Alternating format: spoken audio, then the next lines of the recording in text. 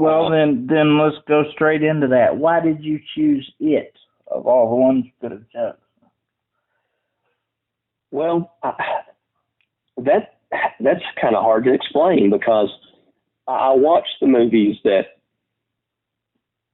I had to choose from, and I don't really honestly know what I just gravitated to it. It just it felt as if it could be adapted the best. So it was kind of a otherworldly force, if you will, that sort of gravitated. Exactly. It's like it was kismet almost. Exactly. And finding the music was the hardest part. Right. I mean, there's not a lot of these charts still available. Very few people have the music. I'm just so lucky that I was able to borrow these pieces from, like I said, a friend of mine who runs a band of 20s music, and he basically let me have carte blanche of anything that he had. So I had access to hundreds of charts to pick from to come up with the set list that we had this past Saturday. Right. And you wanted something, I'm sure, you wanted a feel-good movie. You didn't want anything that would have people crying or anything like that. For sure. I mean, there was a couple of sad spots, but it wasn't. Right. It wasn't lingering.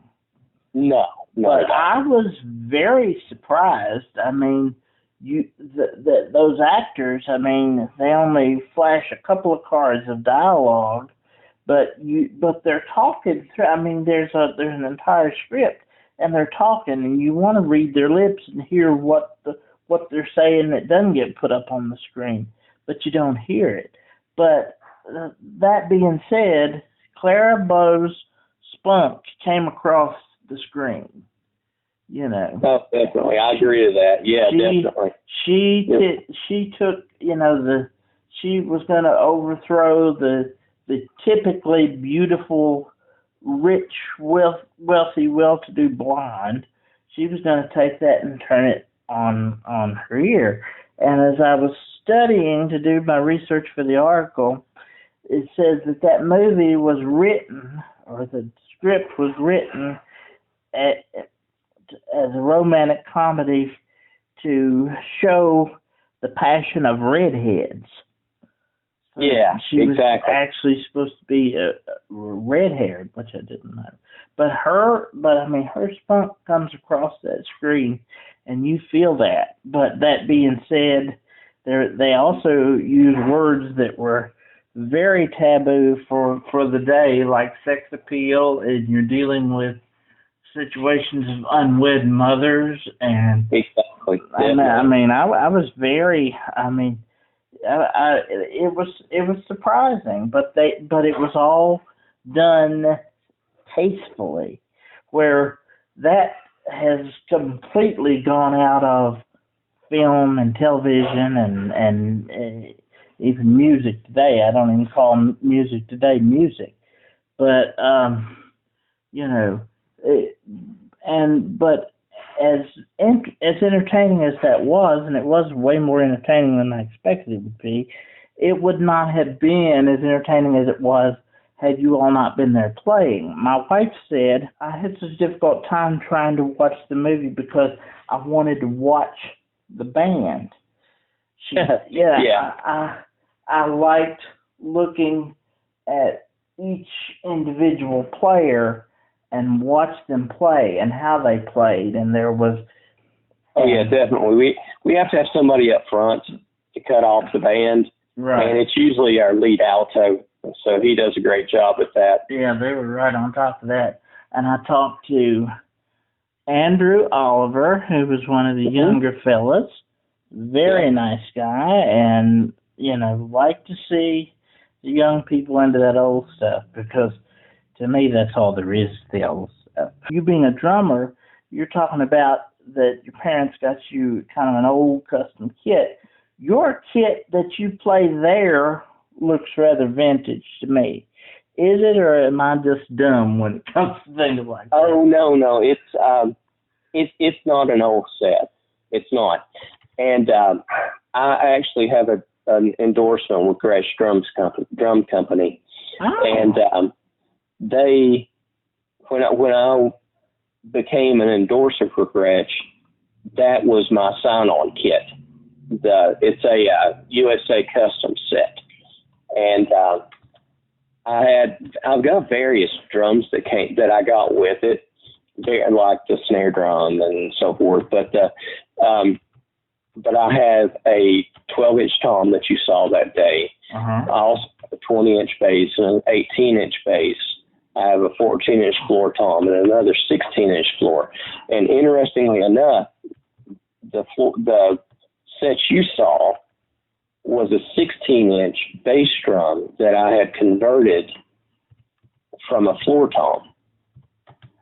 Right. So that really wasn't a bass drum. It was a floor tom that I got a conversion kit for many years ago when I got that set, and it just works really, really well. Does it make any sense to you why I thought it was vintage? Because it does. It does. Oh yeah, it does have a finish and the small sizes, and I mean it definitely has the look of a vintage kit. That's for sure. It definitely. That's kind of why I chose it that way. It's very difficult. Was it difficult for you in a way because you do want people to watch the band? What we didn't realize is they're playing a 72-minute set, and they're probably not getting the applause they deserve because people's eyes and people's attention are on the movie. And had I known that was not, score material, I would have been paying attention more and applauding more for the band. Is it difficult to find that balance? Well, first of all, going into this, when I approached the band about it, and I spoke to them at length, and I've repeated myself over and over again to remind them that there wouldn't be a lot of downtime, right? Because of the nature of the project. We just couldn't have a whole lot of downtime. Mm. Since we're the only audible source in that movie. Right. How many times did you actually see the movie going through and timing everything as you timed it? Can you even say? Oh my gosh, I can't even begin to put a number on it. I mean, maybe 100 times. I don't know. I would imagine that the scenes of that movie in your sleep. You could probably narrate me through it without even drawing a breath. Oh, that's for sure. It's definitely something that I know very well after this 8-month project. Right. 8 months. And putting 8 months into it, was it worth it? Yes, it definitely was. It's probably one of the hardest things I've had to do in a long time. But if you're a creative person, as I know you are, you want something hard to do because you want a challenge. You want to see if you can do it. Exactly. I enjoyed the challenge and the end goal and so forth. That's kind of why we're there. Mm-hmm. And to bring new life to something old is always really neat. Yeah. And I can't say enough about the band.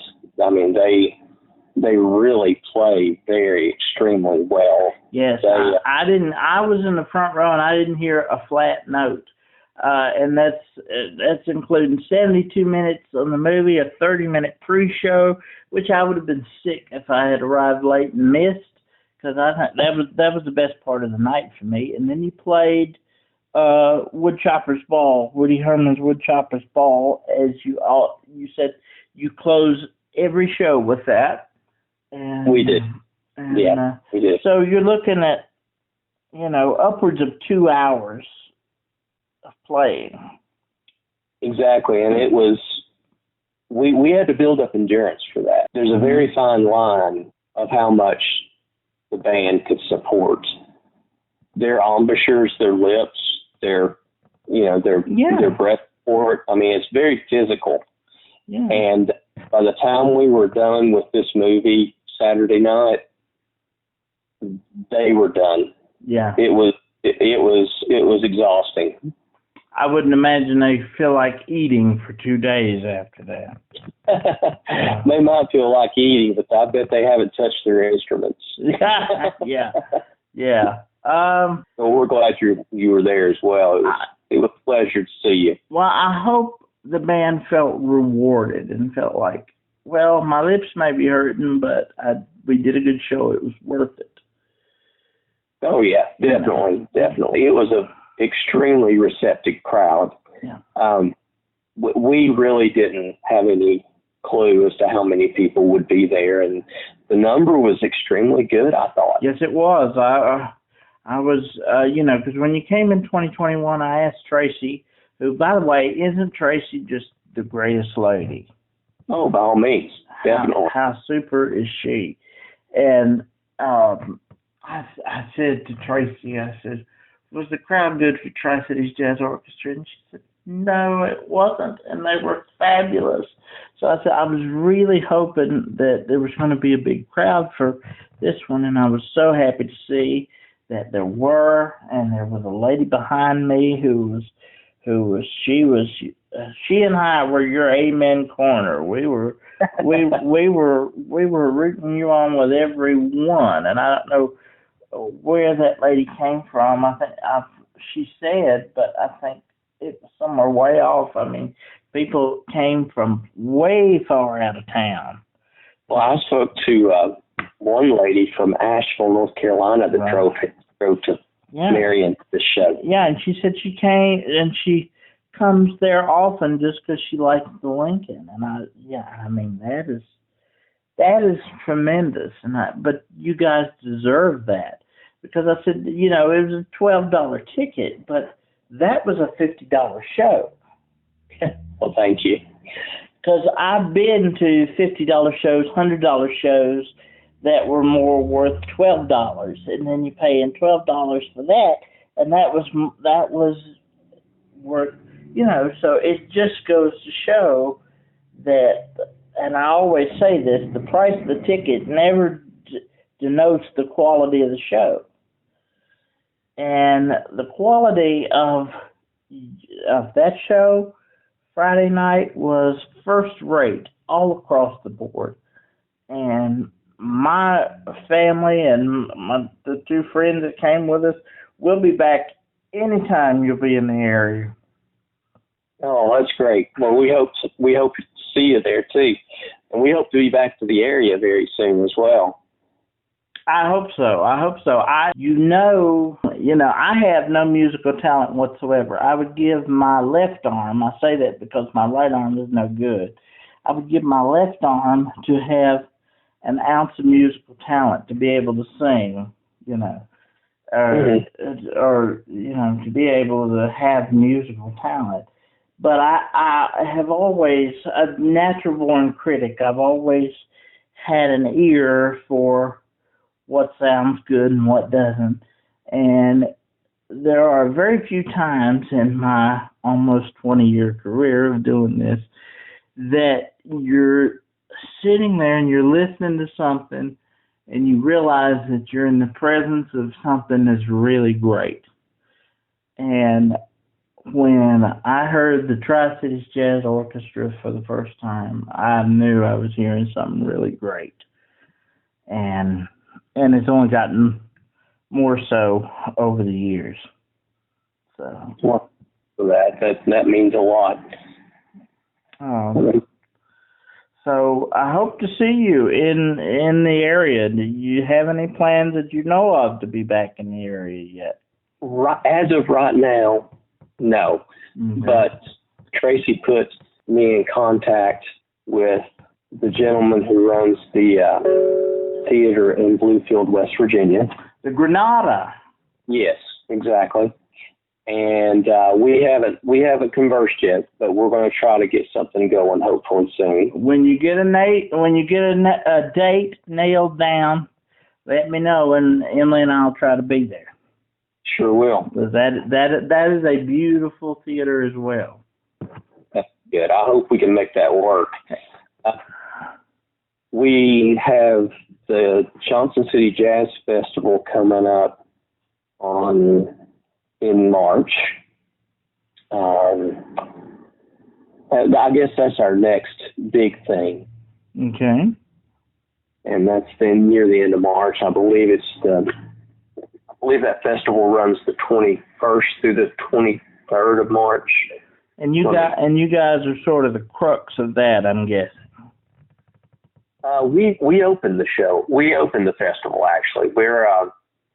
We normally try to do that every year, and it usually begins on Thursday, which is the 21st of March, and this year, and ETSU has their big band, which plays before us, and then we close the night with a big band concert after them, and then there's various acts. I think big bands are so important. That era of music needs not to be forgotten, and there's no better way for it to be honored than for you guys to play it, really and truly. I wish I could say to every one of you what that show meant to us. Well, thank you. The guys really play extremely well, and they're not only fabulous musicians, but they're my extended family too. Absolutely, and that's what I was going to say. Not only are you such a talented and crafted musician, you're a super guy too. And everybody that I've talked to with the band, and it seems like the young people, the older people, and they seem to really enjoy what they do. Yeah, they had as much fun up there as we did out there watching them. Well, we do our best. We do our best to have fun. and that makes a big difference, because in that they call it the Roaring 20s for a reason. Before the crash hit, before the Depression started, there's not a lot of periods throughout the 20th century that Americans were prosperous. You have the 20s before the Depression hit, and you have the 50s, and that's about it. The rest of the time, there's wars on, and there's depressions and things, but that era of music that you play defines, very happy and partying Americans, And we'll try to get back up at the Chautauqua and hopefully the theater in Withville as well. Yeah, we want you to come to Withville and see the newly restored Millwall, and when you come back to the Lincoln, we'll be back there too. Sounds great. So keep in touch, Eddie, and thank you for your friendship, and thank you for maintaining contact with me for these years. And it's meant more to me than I can say. Well, thank you too. It's been a pleasure. And let me know when you get it all put together. Yes, I will send it to you right away, and you share it with the guys in the band. Share it on your page, wherever it can be shared. Share it, because I'm usually lucky if I get about a dozen people to hear it. I do it right now just because I like it, and we'll see where it goes. So sure. Anyway, no problem. Thank you for the time. I enjoyed talking with you, and keep in touch and keep doing what you're doing. It's a gift to the world. It truly is. Well, thank you, and we love doing it, and we're going to try our best to keep it up. All right. Well, you've got our support for sure. Well, thanks again, and you have a great rest of your week. Thank you, Eddie. You too. Bye. All right. Bye-bye.